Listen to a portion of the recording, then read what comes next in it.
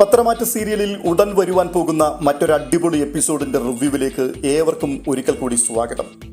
ഉത്തരവാദിത്തങ്ങളൊന്നും ഏറ്റെടുക്കാതെ നവ്യയുടെ വയറ്റിൽ വളരുന്ന കുഞ്ഞിനോട് യാതൊരു സ്നേഹവുമില്ലാതെ താനൊരു അച്ഛനാകാൻ പോകുന്നു എന്നുള്ള യാതൊരു ചിന്തയുമില്ലാതെ സ്വന്തം കാര്യം മാത്രം നോക്കി മുൻപോട്ട് നീങ്ങുന്ന അബിയെ ഞെട്ടിച്ചുകൊണ്ടുള്ള ചില വാർത്തകളാണ് കഴിഞ്ഞ ദിവസങ്ങളിലൊക്കെ പുറത്തു വന്നത്. കാലങ്ങൾക്ക് മുമ്പ് തനിക്കുണ്ടായിരുന്ന പ്രണയവും ആ പ്രണയിനിയിൽ തനിക്കൊരു കുഞ്ഞു ജനിച്ചതും ആ കുട്ടിയും തള്ളയും കൂടി അനന്തപുരിയിൽ അവകാശം ചോദിക്കുവാൻ വേണ്ടി വരുന്നു എന്നുമുള്ള വാർത്തയൊക്കെ വല്ലാത്തൊരു ഷോക്കാണ് അബിക്ക് സമ്മാനിച്ചത്. തുടർന്ന് അബിക്ക് ഉറക്കമില്ലാത്ത രാത്രികൾ. എങ്ങനെ ഇതിനെ തരണം ചെയ്യാൻ കഴിയും എന്നറിയാതെ ആകെ കൂടി തകർന്നു നിൽക്കുകയാണ് അയാൾ. ഒടുവിൽ അബി ഭയപ്പെട്ടത് തന്നെ സംഭവിച്ചിരിക്കുന്നു. അനന്തപുരിയിൽ എല്ലാവരുമുള്ള ഒരു ദിവസം തൻ്റെ മുൻ കാമുകി കുട്ടിയുമായി അനന്തപുരിയിലേക്ക് എത്തുകയാണ്.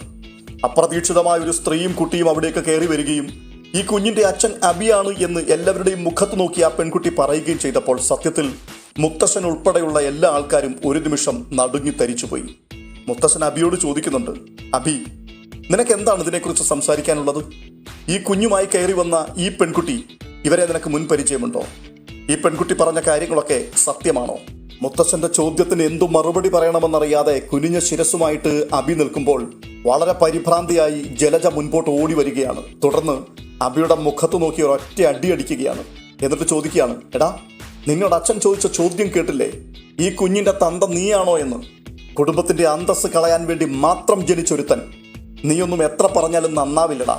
ഇത് പറഞ്ഞുകൊണ്ട് ജലജ അബിയെ വീണ്ടും തല്ലുകയും ഉടുപ്പിന്റെ കോളറിൽ കയറി പിടിച്ച് വലിച്ചുലയ്ക്കുകയും സ്വയം നെഞ്ചത്തടിക്കുകയും നിലവിളിക്കുകയും ഒക്കെ ചെയ്യുന്നുണ്ട്. ഈ സമയത്ത് പെട്ടെന്ന് നയന ഈ പെൺകുട്ടിയെ വിളിച്ച് ദൂരെ മാറ്റി നിർത്തിക്കൊണ്ട് ആ കുട്ടിയുമായിട്ട് അല്പനിമിഷങ്ങൾ സംസാരിക്കുകയാണ്. അപ്പോൾ അബിയുമായി അവൾക്കുണ്ടായിരുന്ന ബന്ധത്തെക്കുറിച്ചും അബിയും അവളും കൂടി പല ഹോട്ടലുകളിലും പലപ്പോഴായി മുറിയെടുത്ത് താമസിച്ച കാര്യങ്ങളെക്കുറിച്ചും, അങ്ങനെ അവൾ ഗർഭിണിയാവുകയും ആ വിവരം അബിയോട് സംസാരിക്കുകയും ചെയ്തപ്പോൾ അബി അവളെ വിവാഹം കഴിക്കുവാൻ പറ്റില്ല, അത് അബോർഷൻ നടത്തി ഇല്ലാതെയാക്കാം എന്ന് അവളോട് പറഞ്ഞതിനെ പറ്റിയും, തുടർന്ന് അബിയുടെ അഭിപ്രായത്തിന് വഴങ്ങാതെ അപമാനഭാരം കൊണ്ട് നാട്ടിൽ നിൽക്കുവാൻ കഴിയാത്ത സാഹചര്യമുണ്ടാവും എന്നുള്ളത് മുൻപിൽ കണ്ടുകൊണ്ട് ഒരു സുഹൃത്തു മുഖേന വിസ റെഡിയാക്കി ദുബായിലേക്ക് കടന്നതും അവിടെ എത്തിയതിനു ശേഷം താൻ ഈ കുഞ്ഞിനെ പ്രസവിച്ചതുമായ കാര്യങ്ങളൊക്കെ അവർ നയനയോട് പറയുകയാണ്. കഥകളെല്ലാം കേട്ട് കഴിഞ്ഞപ്പോൾ എന്തു മറുപടി പറയണമെന്നറിയാതെ അല്പനിമിഷം നയന മൗനമായി നിൽക്കുന്നു. എന്നിട്ട് മുത്തശ്ശനും മുത്തശ്ശിയും ദേവയാനിയും ജയനും അടങ്ങുന്ന ഒരു ചെറിയ ഗ്രൂപ്പിൽ വെച്ച് ഈ വിഷയം വീണ്ടും ചർച്ച ചെയ്യുകയാണ്. എന്നാൽ ഈ സംഭവിച്ച കാര്യങ്ങളെല്ലാം കേൾക്കുകയും കാണുകയും ചെയ്തപ്പോഴേക്കും നവ്യയുടെ ഹൃദയം തകർന്നുപോയി. തുടർന്ന് നവ്യ വല്ലാതെ ബഹളമുണ്ടാക്കുകയും ഒടുവിൽ അബിയുടെ കരണം നോക്കി ഒരൊറ്റ അടി അടിക്കുകയും ചെയ്യുന്നുണ്ട്. ഇതെല്ലാം കണ്ട എല്ലാവരും മൗനമായി നിൽക്കുമ്പോൾ ജലജയുടെ മുഖത്ത് നോക്കി നവ്യ പറയുകയാണ്, നിങ്ങൾ പെരും കള്ളയാണ്, നിങ്ങളുടെ മനസ്സ് നിറയെ വിഷമാണ്. ആ വിഷം നിങ്ങൾ നിങ്ങളുടെ മകന്റെ ഉള്ളിലേക്ക് നിരന്തരമായി കുത്തിവെച്ച് ഒടുവിൽ അവനെ നിങ്ങൾ ക്രിമിനൽ മൈൻഡുള്ളവനാക്കി. താന്തോന്നിയായ നിങ്ങൾ നിങ്ങളുടെ മകനെയും ആ താന്തോന്നിത്തരങ്ങളെല്ലാം പഠിപ്പിച്ച് വളർത്തിക്കൊണ്ടുവന്നു. തുടർന്ന് അവൻ കാട്ടിക്കൂട്ടുന്ന എല്ലാ തോന്നിവാസങ്ങൾക്കും നിങ്ങൾ മൗനാനുവാദം കൊടുത്തു. ഒടുവിൽ എന്തായി? ഇപ്പോൾ നിങ്ങൾക്ക് എല്ലാവരുടെയും മുൻപിൽ വെച്ച് കരയേണ്ടി വന്നു. ഇത് തുടങ്ങിയിട്ടേ ഉള്ളൂ, ഇനി പലതും ഇവിടെ സംഭവിക്കും. എന്തായാലും എൻ്റെ ഉള്ളിലൊരു കുഞ്ഞു വളരുന്നുണ്ട്. ആ കുഞ്ഞിൻ്റെ സംരക്ഷണം അത് 100% എൻ്റെ ഉത്തരവാദിത്വം തന്നെയാണ്. ആ കുട്ടിയുടെ അച്ഛൻ ഇവനാണ് എന്ന് പറയുവാൻ എനിക്ക് ലജ്ജയാണ്. എൻ്റെ കുഞ്ഞ് പുറത്തു വന്നാൽ ഇവനെ അച്ഛ എന്ന് വിളിക്കേണ്ടി വരുന്ന ഗതികേട് അത് ഭയങ്കരമായിരിക്കും. ഭാവിയിൽ ആ കുഞ്ഞിൻ്റെ അച്ഛൻ ഇത്തരക്കാരനായിരുന്നു എന്ന് ആ കുട്ടി അറിഞ്ഞാൽ അതിനുണ്ടാകുന്ന ഹൃദയവേദന അത് സഹിക്കാൻ കഴിയുന്നതിനപ്പുറമായിരിക്കും. അതുകൊണ്ട് നിരപരാധിയായ ആ കുട്ടി ഇതൊന്നും അറിയുവാൻ പാടില്ല. മാത്രവുമല്ല, എൻ്റെ കുഞ്ഞ് അതിൻ്റെ അച്ഛൻ ആരാണ് എന്ന് പോലും അറിയരുത്, അവനെ കാണുകയും ചെയ്യരുത്. അതുകൊണ്ട് എന്നേക്കുമായി ഇന്ന് ഈ തറവാട്ടിൽ നിന്നും ഞാൻ വിട പറയുകയാണ്. നവ്യയുടെ ഈ തീരുമാനം കേട്ടുകൊണ്ട് ആദർശും അബിയും നയനയും എല്ലാം ഒന്ന് ഞെട്ടുന്നുണ്ട്. തുടർന്ന് നവ്യ അനന്തപുരിയിൽ നിന്നും പുറത്തേക്ക് ഇറങ്ങുമ്പോൾ നയന പിറകിന് ഓടിച്ചെന്നിട്ട്, ചേച്ചി പോകരുത്, ചേച്ചി പോകരുത്, നമുക്ക് എല്ലാത്തിനും പരിഹാരമുണ്ടാക്കാം, ഇത് പറഞ്ഞ് പിറകിന് ഓടുകയാണ്. എന്ത് പരിഹാരമാണ് നയനെ ഈ വിഷയത്തിൽ നിങ്ങൾക്കൊക്കെ ഉണ്ടാക്കാൻ കഴിയുന്നത്? ഇതെൻ്റെ വിധിയാണ്, ഇത് ഞാൻ സ്വയമായി തിരഞ്ഞെടുത്ത വിധിയാണ്, അത് ഞാൻ അനുഭവിച്ചേ പറ്റൂ, അതുകൊണ്ട് എന്നെ തടയരുത്. ഇത് പറഞ്ഞ് നവ്യ അനന്തപുരിയോട് വിട പറയുകയാണ്. പക്ഷേ നവ്യ അനന്തപുരിയിൽ നിന്നും പുറത്തേക്ക് ഇറങ്ങിയപ്പോൾ ജലജ വലിയ സന്തോഷത്തോടെ വീണ്ടും മനസ്സിൽ പറയുകയാണ്, നീ അല്ലെങ്കിലും ഈ വീട് വിട്ടു പോകേണ്ടവളാടി. ഇവിടെ പാർക്കുവാൻ നിനക്ക് യാതൊരു അവകാശവും അധികാരവുമില്ല. നീ ഈ തറവാട്ടിൽ നിന്നും പടിയിറങ്ങിപ്പോകുവാൻ വേണ്ടി പല പണികൾ ഞാൻ നോക്കിയതാണ്, പക്ഷേ അതൊന്നും ഏറ്റില്ല. ഇങ്ങനെയാണെങ്കിൽ ഇങ്ങനെ ഇവിടെ നിന്ന് നീ ഇറങ്ങുന്നത് എനിക്ക് ഭയങ്കര സന്തോഷമാണ് ഉണ്ടാക്കുന്നത്. തുടർന്ന് കാണുന്നത് അബിയെ തേടി വന്ന ആ പെൺകുട്ടിയെ മുത്തശ്ശൻ അവളുടെ വീട്ടിലേക്ക് പറഞ്ഞു വിടുകയാണ്. തൽക്കാലം മോള് ധൈര്യമായിട്ട് മോളുടെ വീട്ടിലേക്ക് പോകും. ഇക്കാര്യത്തിൽ പെട്ടെന്നൊരു തീരുമാനമെടുക്കാൻ കഴിയില്ലല്ലോ, എങ്കിലും എത്രയും പെട്ടെന്ന് മോളെ ഞാൻ ഇവിടേക്ക് വിളിപ്പിക്കും. ഞങ്ങളെ നിനക്ക് വിശ്വസിക്കാം. ഞങ്ങൾ നീതിയുടെ വഴിയിൽ മാത്രമേ ജീവിച്ചിട്ടുള്ളൂ. അങ്ങനെ മാത്രമേ ഇനിയും നിൽക്കുകയുള്ളൂ. മോള് കണ്ടല്ലോ, ഇവൻ വിവാഹം കഴിച്ച പെൺകുട്ടിയാണ് ഇപ്പോൾ ഇവിടെ നിന്ന് ഇറങ്ങിപ്പോയത്. മാത്രവുമല്ല, അവളുടെ വയറ്റിൽ ഒരു കുഞ്ഞു വളരുകയും ചെയ്യുന്നുണ്ട്. അതുകൊണ്ട് തന്നെ തുടർന്ന് എന്ത് നടപടികളാണ് സ്വീകരിക്കേണ്ടത് എന്നുള്ളതിനെക്കുറിച്ച് ഞങ്ങൾക്ക് കാര്യമായിട്ട് ഒന്ന് ചിന്തിക്കേണ്ടതുണ്ട്. എന്തായാലും മോൾക്കും കുഞ്ഞിനും ഒരു തരത്തിലുമുള്ള ബുദ്ധിമുട്ടുകൾ വരാതിരിക്കുവാൻ ഞങ്ങൾ തീർച്ചയായിട്ടും ശ്രദ്ധിക്കുന്നതായിരിക്കും. അതുകൊണ്ട് ഞാൻ മോളെ ഉടൻ തന്നെ വിളിപ്പിക്കാം. അപ്പോൾ ഇവിടേക്ക് വരണം. ഇത് പറഞ്ഞ് മൂർത്തി സാർ ആ കുട്ടിയെയും അതിൻ്റെ അമ്മയെയും മടക്കി അയക്കുകയാണ്. ആ കുട്ടിയും തള്ളയും പോയതിനു ശേഷം മുത്തശ്ശിയുടെയും മുത്തശ്ശൻ്റെയും മുറിയിലേക്ക് നയന കയറി ചെന്നിട്ട് അവരോട് പറയുകയാണ്, മുത്തശ്ശി, ഞാൻ ആ കുട്ടിയോട് സംസാരിച്ചപ്പോൾ എൻ്റെ മനസ്സിൽ കുറേ അധികം സംശയങ്ങളുണ്ടായി. അതായത് ആ കുട്ടി പറയുന്നതൊക്കെ അങ്ങനെ അങ്ങോട്ട് വിശ്വസിക്കാൻ പറ്റുമോ എന്നുള്ളതാണ് എൻ്റെ സംശയം. അപ്പോൾ മുത്തശ്ശൻ ചോദിക്കുകയാണ്, അതെന്താ നയനമോളെ മോൾ അങ്ങനെ പറഞ്ഞത്? ആ കുട്ടി അവൻ്റേതല്ലായിരുന്നുവെങ്കിൽ അവനത് നിഷേധിക്കില്ലായിരുന്നോ? എന്നാൽ ഇത്രയുമൊക്കെ സംഭവങ്ങൾ ഇവിടെ നടന്നിട്ട് അവനൊരക്ഷരം ഉരിയാടാതെ ഇവിടെ നിന്നതിൽ കൂടെ തന്നെ നമുക്ക് മനസ്സിലാവില്ലേ അവൻ കള്ളനാണ് എന്നുള്ളത്? അതേ മുത്തശ്ശ, ശരിയാണ്. പക്ഷേ ഇതിനുള്ളിൽ ഒരു ചതി ഒളിഞ്ഞിരിപ്പുണ്ടോ എന്നെനിക്കൊരു സംശയമുണ്ട്. ആ പെൺകുട്ടി പറയുന്നത് അവൾ ഗർഭിണിയായപ്പോൾ അതിനെക്കുറിച്ച് അബിയോട് സംസാരിക്കുകയും തുടർന്ന് വിവാഹത്തെക്കുറിച്ച് പറയുകയും ചെയ്തു. വിവാഹം കഴിക്കുവാൻ അവന് താല്പര്യമില്ല, അബോർട്ട് ചെയ്യാം എന്ന് പറഞ്ഞ് അതിനുവേണ്ടി അവളെ പ്രേരിപ്പിച്ചു എന്നല്ലേ? എന്നാൽ അവൾക്ക് അതിനോട് താല്പര്യമില്ലായിരുന്നു. പക്ഷേ എന്തുകൊണ്ടാണ് അന്നവൾ അനന്തപുരിയിലേക്ക് വരാതിരുന്നത്? അന്ന് അവൾ ഇവിടേക്ക് വന്നിരുന്നെങ്കിൽ തീർച്ചയായിട്ടും മുത്തശ്ശൻ ഇക്കാര്യത്തിൽ ഒരു തീരുമാനമുണ്ടാക്കുമായിരുന്നില്ലേ? ഇപ്പോൾ തന്നെ ആ കുട്ടിയോട് യാതൊന്നും അന്വേഷിക്കാതെ മുത്തശ്ശൻ അവൾക്ക് ഉറപ്പ് കൊടുത്തല്ലേ മടക്കി അയച്ചത്? അതുപോലെ തന്നെ മുത്തശ്ശൻ അവളെ സംരക്ഷിക്കില്ലായിരുന്നോ? മുത്തശ്ശ, ഒരു പെൺകുട്ടി താൻ ഗർഭിണിയാണ് എന്ന് മനസ്സിലാക്കുമ്പോൾ അതിൻ്റെ ഉത്തരവാദിയായ ആളിനോട് അതിനെക്കുറിച്ച് സംസാരിക്കും. അവനത് അംഗീകരിക്കുവാൻ കഴിയാതെ വരുമ്പോൾ സാധാരണയായി പെൺകുട്ടികൾ പരിഹാരമായി പല വഴികൾ കണ്ടെത്തും. ദുർബലരായ ചില പെൺകുട്ടികളൊക്കെ ആത്മഹത്യ ചെയ്യും. എന്നാൽ മറ്റു ചിലർ നിയമത്തിൻ്റെ വഴിയിൽ കൂടി സഞ്ചരിക്കുകയും പോരാടുകയും ചെയ്യും. തുടർന്ന് നിയമപരമായി ആ പുരുഷനെ വിവാഹം കഴിക്കുവാൻ ശ്രമിക്കും. ഏറ്റവും കുറഞ്ഞ പക്ഷം അതിന് ഉത്തരവാദിയായ പുരുഷന്റെ വീട്ടിൽ എങ്ങനെയെങ്കിലും ഈ വിവരം എത്തിക്കാനെങ്കിലും ശ്രമിക്കും. പക്ഷേ ഇവിടെ അതൊന്നും സംഭവിച്ചിട്ടില്ല. ഈ പെൺകുട്ടി ഒരു നഷ്ടപരിഹാരം പോലും വാങ്ങാൻ നിൽക്കാതെ ഈ വാർത്ത അറിഞ്ഞപ്പോൾ തന്നെ വിസ എടുത്ത് ദുബായിലേക്ക് പോകുന്നു. തുടർന്ന് ആ കുട്ടി അവിടെ വെച്ച് പ്രസവിക്കുന്നു. എന്നിട്ട് വർഷങ്ങൾക്ക് ശേഷം ആ കുഞ്ഞുമായി വന്ന് വിലപേശുന്നു. ഈ കുട്ടി അബിയുടേത് തന്നെയാണ് എന്ന് നമുക്ക് എങ്ങനെയാണ് മുത്തശ്ശ വിശ്വസിക്കാൻ കഴിയുക? ദുബായിൽ വെച്ച് അവർക്ക് ആരൊക്കെയായിട്ട് ബന്ധമുണ്ടായിരുന്നു എന്ന് നമുക്കറിയില്ലല്ലോ. അബിയുമായി പ്രണയമുണ്ടായിരുന്ന സമയത്ത് മറ്റാരെങ്കിലുമൊക്കെ ആയിട്ട് അവൾക്ക് അടുപ്പമുണ്ടായിരുന്നോ എന്നും നമുക്കറിയില്ല. ഒരുപക്ഷെ പണം തട്ടുവാൻ വേണ്ടി ഇപ്പോൾ അവൾ കണ്ടെത്തിയ എന്തെങ്കിലും മാർഗമാണെങ്കിൽ നമ്മൾ എന്തു ചെയ്യും? അതുകൊണ്ട് തന്നെ പെട്ടെന്ന് തിരക്കിട്ടൊരു തീരുമാനത്തിലേക്ക് മുത്തച്ഛൻ എത്തണ്ട. ഇതേക്കുറിച്ച് ഒരു അന്വേഷണം നമുക്ക് നടത്തണം. ആ അന്വേഷണത്തിൽ കൂടി എന്തെങ്കിലുമൊക്കെ തുമ്പ് നമുക്ക് ലഭിക്കാതിരിക്കില്ല. തന്നെയുമല്ല, ഒരു മാർഗവും ഇല്ലാതെ വന്നാൽ ഇത്തരത്തിലുള്ള കാര്യങ്ങൾ തെളിയിക്കുവാൻ വേണ്ടിയുള്ള അവസാന വാക്കാണ് DNA ടെസ്റ്റ് എന്നുള്ളത്. അങ്ങനെ നമുക്ക് DNA ടെസ്റ്റ് നടത്തി നോക്കണം. എന്തായാലും ഞാൻ ഇപ്പോൾ തന്നെ നന്ദുവുമായിട്ടൊന്ന് സംസാരിക്കട്ടെ. ഇത് പറഞ്ഞ് പുറത്തിറങ്ങി നയന നന്ദുവിനെ വിളിച്ചിട്ട് കാര്യങ്ങളെല്ലാം പറയുകയാണ്. തുടർന്ന് ഈ വിഷയത്തെക്കുറിച്ച് കാര്യമായ ഒരു അന്വേഷണം നടത്തുവാൻ നയന നന്ദുവിനെ ഏർപ്പാട് ചെയ്യുകയും ചെയ്യുന്നു.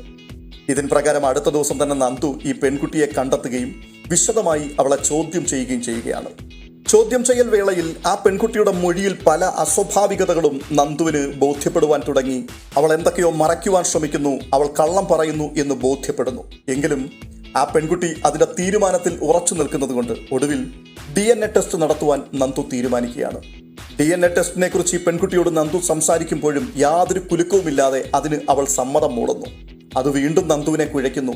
കള്ളമാണ് അവൾ പറഞ്ഞതെങ്കിൽ പിന്നെ എന്തുകൊണ്ടാണ് DNA ടെസ്റ്റിന് അവൾ തയ്യാറാകുന്നത്? DNA ടെസ്റ്റ് അവൾക്കെതിരാണെന്നുണ്ടെങ്കിൽ അതിൻ്റെ ഭവിഷ്യത്തുകൾ എന്തൊക്കെയായിരിക്കും സംഭവിക്കാൻ പോവുക എന്നുള്ളത് അവൾക്കറിയില്ലേ? അവൾ കള്ളിയാണ് എന്നുള്ളത് തെളിയിക്കപ്പെട്ട് കഴിഞ്ഞാൽ പിന്നെ സംഭവിക്കാൻ പോകുന്നതൊക്കെ പ്രശ്നമാകുമെന്ന് ഈ കുട്ടിക്ക് ബോധമില്ലേ? അതോ ഇനി ഒരുപക്ഷെ ഈ കുട്ടിയുടെ അച്ഛൻ ആരാണ് എന്നുള്ളതിനെക്കുറിച്ച് അവൾക്ക് തന്നെ അവ്യക്തതയുണ്ടോ?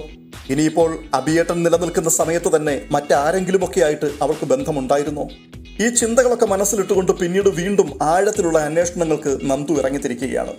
ഈ പെൺകുട്ടിയുടെ ബന്ധുക്കൾ, വീട്ടുകാർ, കൂട്ടുകാർ അങ്ങനെ പലരെയും കണ്ടെത്തുകയും അവരുമായിട്ടൊക്കെ രഹസ്യമായി സംസാരിച്ച് അവൾക്ക് മുൻപുണ്ടായിരുന്ന പല അഫെയറുകളെക്കുറിച്ചും നന്ദു മനസ്സിലാക്കുകയാണ്. അതിനുശേഷം നയനയെ വിളിച്ച് പറയുന്നുണ്ട് നന്ദു, ചേച്ചി സംഗതി ഫേക്കാണ്. ഒരുപക്ഷെ ഈ കുട്ടിയുടെ അച്ഛൻ ആരാണ് എന്ന് തന്നെയുള്ള കാര്യത്തിൽ അവൾക്ക് സംശയമുണ്ട്. പിന്നെ ഒക്കുന്നെങ്കിൽ ഒക്കട്ടെ എന്നുള്ള രീതിയിലാണ് ഇപ്പോൾ അവളുടെ നീക്കം. അതുകൊണ്ട് തന്നെ അബിയേട്ടനോട് പറഞ്ഞേക്ക് DNA ടെസ്റ്റിന് തയ്യാറായിരുന്നോളാൻ. അയ്യോ മോളെ, DNA ടെസ്റ്റിന് ഇപ്പോൾ അവനോട് പറഞ്ഞാൽ അവൻ തയ്യാറാകുമോ? തയ്യാറായേ പറ്റൂ ചേച്ചി, ഇത് നിയമത്തിന്റെ വഴിയാണ്. അതുകൊണ്ട് ചേച്ചി അബിയേട്ടനോട് പറഞ്ഞാൽ മതി. പോലീസ് സ്റ്റേഷനിൽ നിന്നും ഞാൻ വിളിച്ചു പറഞ്ഞു DNA ടെസ്റ്റിന് റെഡി ആയിരിക്കുവാൻ വേണ്ടി. തുടർന്ന് കാണുന്നത് നന്ദു പറഞ്ഞ വിവരങ്ങളെല്ലാം അബിയോട് നയന പറയുകയാണ്. അങ്ങനെ DNA ടെസ്റ്റിന് വേണ്ടി റെഡിയായി അബി പോലീസ് സ്റ്റേഷനിലേക്ക് എത്തുന്നു. പിന്നീട് അബിയുടെയും തൻ്റേതെന്ന് പറയുന്ന ഈ കുട്ടിയുടെയും രക്തസാമ്പിളുകൾ DNA ടെസ്റ്റിന് വേണ്ടി ശേഖരിക്കുകയാണ്. തുടർന്ന് ചില ദിവസങ്ങളുടെ കാത്തിരിപ്പിന് ശേഷം DNA ടെസ്റ്റിന്റെ റിസൾട്ട് എത്തുന്നു. ഈ സമയത്ത് എല്ലാവരും ഒന്ന് അമ്പരക്കുകയാണ്. അതെ, അബി നിരപരാധിയാണ്, കുട്ടി അബിയുടേതല്ല. ഈ ഒരു വാർത്ത വാസ്തവത്തിൽ അബിയെ പോലും അമ്പരപ്പിച്ചു കളഞ്ഞു. കാരണം അബി പോലും വിശ്വസിച്ചിരുന്നത് തന്റെ കുഞ്ഞായിരുന്നു എന്നുള്ളത് തന്നെയാണ്. അതുകൊണ്ട് തന്നെ വലിയൊരു അപകടത്തിൽ നിന്നും രക്ഷപ്പെട്ടതിന്റെ ആശ്വാസത്തിലാണ് അബി ഇപ്പോൾ. തുടർന്ന് ഈ പെൺകുട്ടിയെ അറസ്റ്റ് ചെയ്തുകൊണ്ട് നന്ദു അനന്തപുരിയിലേക്ക് എത്തുകയും സത്യാവസ്ഥ എന്തായിരുന്നു എന്നുള്ളതിനെക്കുറിച്ച് ആ പെൺകുട്ടിയെ കൊണ്ട് തന്നെ അനന്തപുരിയിലെ എല്ലാവരുടെയും മുൻപിൽ വെച്ച് സംസാരിപ്പിക്കുകയും ചെയ്യുകയാണ്. കാര്യങ്ങളെല്ലാം ബോധ്യപ്പെട്ടു കഴിഞ്ഞപ്പോൾ അനന്തപുരിയിലെ എല്ലാവർക്കും മറ്റൊരു കാര്യത്തിൽ ഉറപ്പ് ലഭിച്ചു. അബിയും ഈ പെൺകുട്ടിയും തമ്മിൽ അവിഹിത ബന്ധം ദീർഘകാലം നിലനിന്നിരുന്നു. അതുകൊണ്ട് തന്നെ മുത്തശ്ശന്റെ ആവശ്യപ്രകാരം ആ പെൺകുട്ടിക്കെതിരെ കേസെടുക്കാതെ അതിനെ എവിടെയെങ്കിലും പോയി ജീവിച്ചു കൊള്ളുവാൻ പറഞ്ഞ് അനന്തപുരിയിൽ നിന്നും മടക്കി അയക്കുകയാണ്. എന്നാൽ പോകുവാൻ തുടങ്ങുമ്പോൾ നന്ദു ആ കുട്ടിയോട് പറയുന്നുണ്ട്, കള്ളക്കഥ കെട്ടിച്ചമച്ച് ഒരു മനുഷ്യന്റെ ജീവിതം നശിപ്പിക്കുവാനും അയാളുടെ കുടുംബജീവിതം തകർത്ത് കളയുവാനും മനഃപൂർവ്വം ശ്രമിച്ചു എന്നുള്ള കേസിൽ നിന്നെ എനിക്ക് അകത്താക്കാൻ അറിയാം. പക്ഷേ മുത്തശ്ശൻ പറഞ്ഞതുകൊണ്ട് മാത്രം ഞാനത് ചെയ്യുന്നില്ല.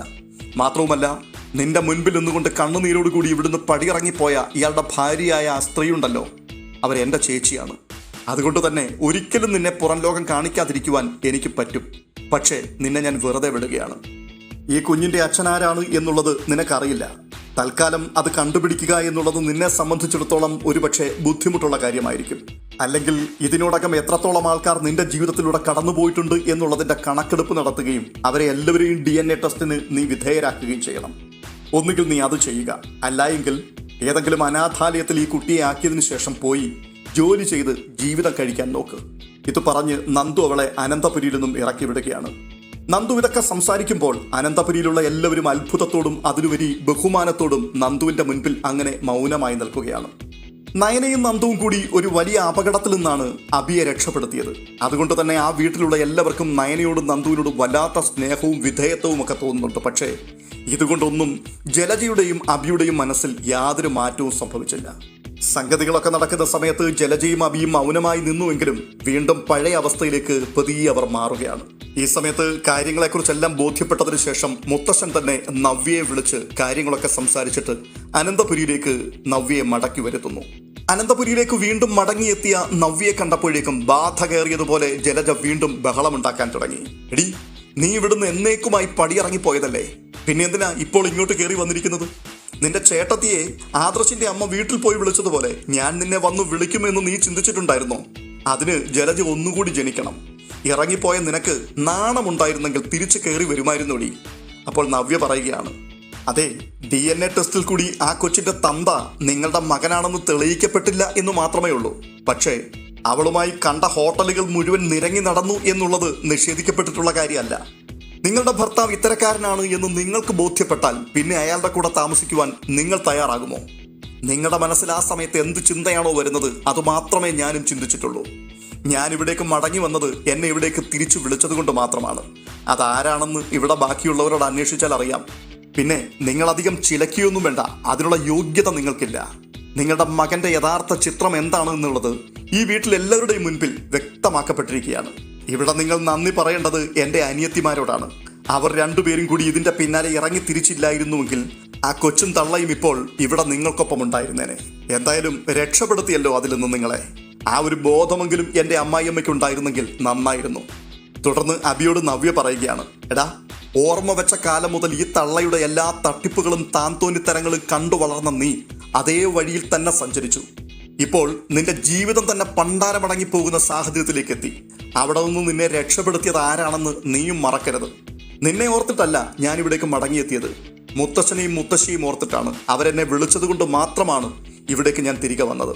നിന്നെ ഓർക്കുമ്പോൾ എനിക്ക് ലജ്ജയാടാ. എൻ്റെ വയറ്റിൽ വളരുന്നത് നിന്റെ കുഞ്ഞു തന്നെയാണല്ലോ എന്നുള്ളതാണ് എൻ്റെ ഭയം. കാരണം ആ രക്തത്തിൻ്റെ ഈ ദുഷിച്ച സ്വഭാവം എനിക്ക് ജനിക്കാൻ പോകുന്ന കുഞ്ഞിനും ഉണ്ടാകുമോ എന്നുള്ളതാണ് ഞാനിപ്പോൾ ചിന്തിക്കുന്നത്. നിനക്ക് ഭാര്യയായി വരേണ്ടത് ഞാനായിരുന്നില്ലടാ, അനാമികയായിരുന്നു നിന്റെ ഭാര്യയാകേണ്ടിയിരുന്നത്. അങ്ങനെയായിരുന്നെങ്കിൽ രണ്ടാൾക്കാർക്കും തോന്നിയവാസങ്ങളെല്ലാം കാണിച്ച് അവരവർക്ക് ഇഷ്ടമുള്ളതുപോലെ നടക്കാമായിരുന്നു. ആർക്കും അതൊന്നും ഒരു പ്രശ്നവുമാകില്ലായിരുന്നു.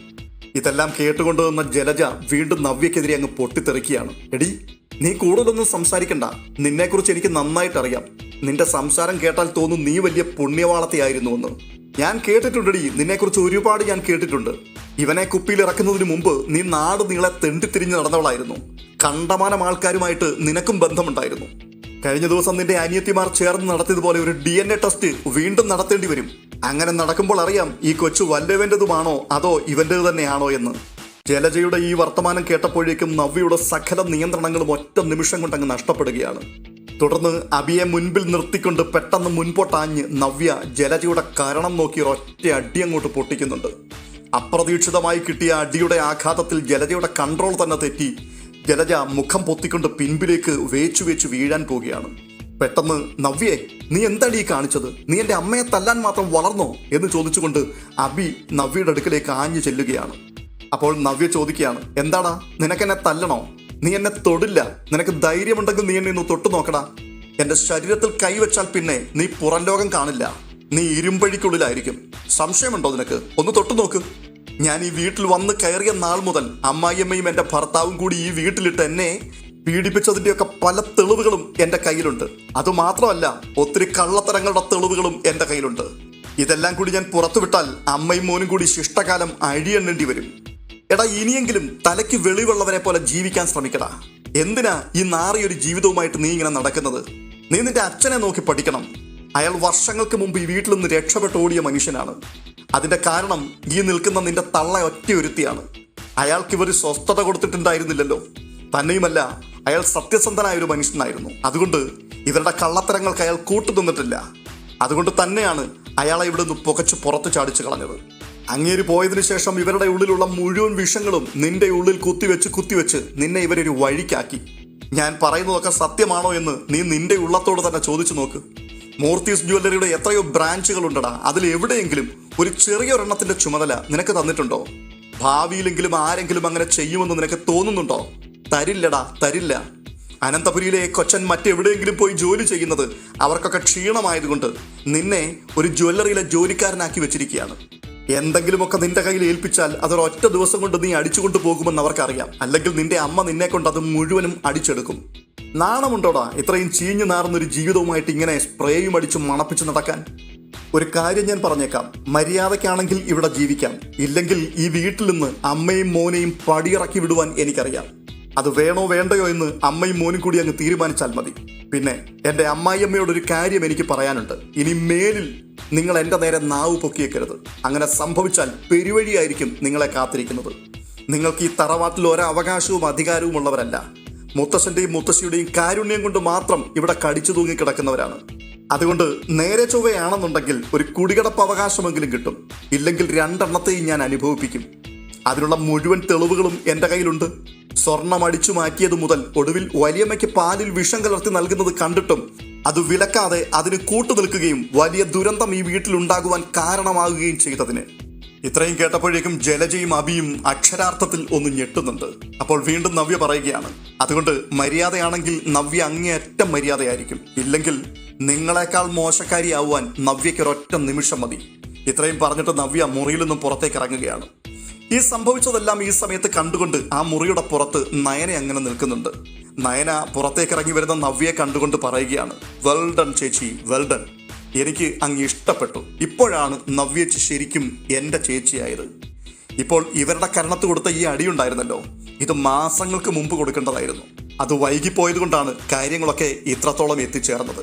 എന്തായാലും അമ്മായിയമ്മയ്ക്ക് മരുമകൾ തന്നെ പൊട്ടിച്ചു എന്നുള്ളത് അനന്തപുരിയിൽ ആരെങ്കിലും കേട്ട് കഴിഞ്ഞാൽ പിന്നെ നിങ്ങൾ ജീവിച്ചിരുന്നിട്ട് കാര്യമില്ല കേട്ടോ. ഇതേ ഞാൻ മുത്തശ്ശനോടും മുത്തശ്ശിയോടും എൻ്റെ അമ്മായിയമ്മയോടും ഒക്കെ ഒന്ന് പറയട്ടെ എന്ന് നയന ചോദിക്കുന്നുണ്ട്. ഇത് കേട്ടിട്ട് അബിയും ജലജയും മറുപടി ഒന്നും പറയുവാൻ കഴിയാതെ കോപം കടിച്ചമർത്തി അങ്ങനെ മൗനമായി നിൽക്കുകയാണ്. തുടർന്ന് നവ്യയും നയനയും അവിടുന്ന് നടന്നകന്നപ്പോൾ ജലജ അബിയോട് ചോദിക്കുകയാണ്, നിനക്കിപ്പോൾ സമാധാനമായല്ലോടാ അല്ലേ? കണ്ടവളുടെ കൈ എൻ്റെ മുഖത്ത് വീഴും എന്ന് ഞാൻ സ്വപ്നത്തിൽ പോലും ചിന്തിച്ചിട്ടില്ല. നീ കാരണം ഇപ്പോൾ അതും സംഭവിച്ചു. ഞാൻ എന്ത് ചെയ്യണമെന്നാണ് അമ്മ പറയുന്നത്? അവൾ അമ്മയെ തല്ലിയിട്ടുണ്ടെങ്കിലേ പറയാൻ പാടില്ലാത്ത കാര്യം അവളുടെ മുഖത്ത് നോക്കി അമ്മ പറഞ്ഞതുകൊണ്ടാണ്. അമ്മ പറഞ്ഞതുപോലെയുള്ള വർത്തമാനങ്ങൾ അമ്മയുടെ മുഖത്ത് നോക്കി ആരെങ്കിലും പറഞ്ഞാൽ അമ്മ മിണ്ടാതിരിക്കുമോ? അതുപോലെ തന്നെ അങ്ങ് ചിന്തിച്ചാൽ മതി. എടാ, നീ കൂടുതലൊന്നും എന്നെ കൊണ്ട് പറയിക്കരുത്. നിന്റെ തല തല്ലി പൊട്ടിക്കുകയാണ് ചെയ്യേണ്ടത്. എന്തിനാടാ നാണം കെട്ടവനെ ഇങ്ങനെ ജീവിക്കുന്നത് ആണാണെന്ന് പറഞ്ഞ് പോയി ചാകരുതോ നിനക്ക്? നിന്റെ ഇപ്പോഴത്തെ സംസാരം കേട്ടാൽ തോന്നും നീ വലിയ പുണ്യവാളനാണെന്ന്. അതിന്റെ തെളിവാടാ ഇപ്പോൾ കയറി വന്ന ആ പെങ്കൊച്ച്. ഇതുപോലെ എവിടെയെല്ലാം എന്തെല്ലാം ഉണ്ടാകുമെന്നുള്ളത് ദൈവത്തിന് മാത്രമേ അറിയത്തുള്ളൂ. എന്തായാലും പൊന്നുമോൻ കാരണം അമ്മയുടെ കരണം നന്നായിട്ട് പൊള്ളി. ഇതിനേക്കാൾ നല്ലത് പോയി കെട്ടി ഞാൻ ചാകുന്നതായിരുന്നു. ഇത് പറഞ്ഞുകൊണ്ട് ജലജ ആ മുറിയിൽ നിന്നും ഇറങ്ങിപ്പോവുകയാണ്. പിന്നീട് കാണുന്നത് നവ്യയും നയനയും കൂടി ഫോൺ എടുത്തിട്ട് വീട്ടിലേക്ക് വിളിച്ച് കനകയോടും ഗോവിന്ദനോടും ഈ സംഭവിച്ച കാര്യങ്ങളൊക്കെ പറയുകയാണ്. ഇതെല്ലാം കേട്ടിട്ട് കനക നവ്യയോട് പറയുകയാണ്, നവ്യ മോളെ കലക്കി കേട്ടോ. ഈ ഒരു കാഴ്ച കാണാൻ അമ്മ അവിടെ ഇല്ലായിരുന്നല്ലോ എന്നുള്ളത് ഓർക്കുമ്പോഴാണ് എൻ്റെ സങ്കടം. നിന്റെ അമ്മായിയമ്മയുടെ മുഖത്ത് നല്ല 2 പൊട്ടേരി കൊടുക്കണമെന്ന് കരുതി ഞാൻ കാത്തിരുന്നതാണ്. എന്തായാലും ഇപ്പോൾ അതെൻ്റെ മോള് തന്നെ ചെയ്തല്ലോ. അതിൽ പരം ഒരു സന്തോഷം ഈ അമ്മയ്ക്ക് വേറെയില്ല. അപ്പോൾ ഗോവിന്ദൻ പറയുന്നുണ്ട്, കനകെ നീ എന്തൊക്കെയാണ് ഈ പറയുന്നത്? അങ്ങനെയൊക്കെ ചെയ്യാൻ പാടുണ്ടോ? അവരവരുടെ വിവരക്കേട് കൊണ്ട് എന്തെങ്കിലുമൊക്കെ പറഞ്ഞു എന്ന് വെച്ച് അങ്ങനെ മോള് കയറി തല്ലാൻ പാടുണ്ടോ? എത്രയായാലും നവ്യമോളുടെ അമ്മായിയമ്മയല്ലേ അവർ. ഓ, ഒരമ്മായിയമ്മ. ഇങ്ങനെയുള്ള അവളുമാരെയൊക്കെ തല്ലുകയല്ല ഗോവിന്ദേട്ടാ ചെയ്യേണ്ടത്, ഒരൊറ്റയടിക്ക് കൊന്നുകളയുകയാണ് വേണ്ടത്. തുടർന്ന് നവ്യയോട് കനക പറയുകയാണ്, നവ്യമോളെ ഇനി മോളുടെ നേരെ അവൾ ഒരു കാലത്തും പത്തി പൊക്കില്ല. എന്തായാലും ഞാൻ അവിടെ വരെ ഒന്ന് വരുന്നുണ്ട്. എനിക്ക് അവളെ ഒന്ന് കാണണം. സത്യം പറയാമല്ലോ, ഇനി ഞാൻ അവിടെ വരുമ്പോൾ അവളുടെ കരണത്തൊന്ന് പൊട്ടിക്കണം എന്നുള്ള ചിന്തയിൽ തന്നെയായിരുന്നു ഞാൻ. എന്തായാലും ഇത് അവിടെ വന്നിട്ട് അവളുടെ മുൻപിൽ വെച്ച് എനിക്കൊന്ന് ആഘോഷിക്കണം. ഇത് പറഞ്ഞുകൊണ്ട് കനക അങ്ങനെ പൊട്ടിച്ചിരിക്കുന്ന രംഗങ്ങൾ കാട്ടിക്കൊണ്ടാണ് ഈ എപ്പിസോഡ് അവസാനിക്കുന്നത്. ഈ വീഡിയോ നിങ്ങൾക്ക് ഇഷ്ടമായിട്ടുണ്ടെങ്കിൽ തീർച്ചയായിട്ടും ലൈക്ക് ചെയ്യുവാൻ മറക്കരുത്. മറ്റൊരു വീഡിയോയുമായി വീണ്ടും കാണും വരേക്കും ബൈ ബൈ.